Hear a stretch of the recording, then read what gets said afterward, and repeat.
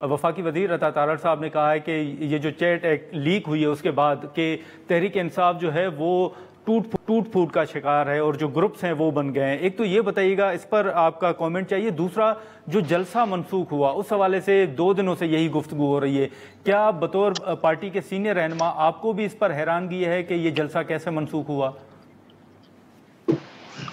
देखें जी, पहली बात तो ये है कि ये इनकी ख्वाहिश है कि जी पार्टी टूट फूट का शिकार हो जाए। बड़े बड़े लीडर ये लेके चले गए, किंग्स पार्टियां बनाई हैं, ये तो कठपुतली हैं, इनकी तो हैसियत कोई नहीं। क्या हुआ? क्या पार्टी टूट फूट का शिकार हो गई? क्या 8 फरवरी को लोग नहीं निकले? क्या हम 180 से ज़्यादा सीटें नहीं जीते? फिर इनको फॉर्म 47 की हुकूमत बनाने पड़ी। तो अब अता तारड़ का तो जब भी बात करें तो सबसे पहला उसके साथ लिखा होता है ये झूठ बोल रहा है।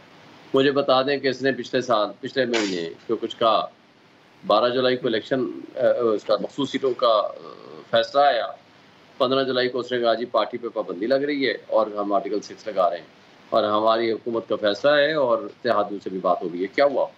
तो ये झूठे लोग हैं, ना इनके पास कैपेसिटी है, ना इनको अख्तियार है। ये सिर्फ झूठ बोलने के लिए आकर के टीवी में बैठ जाते हैं और इस तरह के प्रोपेगेंडे फैलाते हैं, इसलिए इनकी कोई हैसियत नहीं। एक बात तो ये तय हो गई, अल्हम्दुलिल्लाह पार्टी मुत्तहद है और हम सारे इकट्ठे खड़े हैं।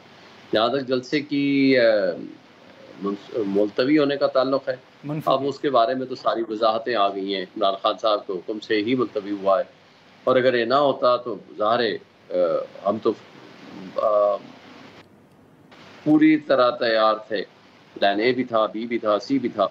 बहुत बड़ा जलसा वहाँ भी होना था और जहाँ जहाँ ये रोकते वहाँ जुलूस भी होते, जलसे भी होते, गली गली और रोड, हर रोड के ऊपर हमारे वर्कर्स कन्वेंशन होते या जुलूस होते या जलसे होते, जो भी उसका नाम दे।